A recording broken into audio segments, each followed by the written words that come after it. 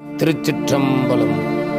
அவனருளாலே அவந்தால் வணங்கி மாணிக்க வாசக பெருமான் பாடி அருடைய திருவாசகம் உள்ளத்தையும் உருக்கும் தன்மை கொண்டது. திருவாசகத்தின் முதற்பாடல் சிவபுராணம் ஆகும். இது திருப்பெருந்துறை தளத்தில் பாடி அருளப்பட்டது. இத்திருப்பதிகத்தை தினமும் பாராயணம் செய்து வந்தால் வாயில் அனைத்து நலன்களும் கிட்டும், மனக்கவலை நீங்கும். பாராயணம் செய்வோரின் இல்லமே சகல செல்வங்களும் திகழும் என்பது திண்ணம்.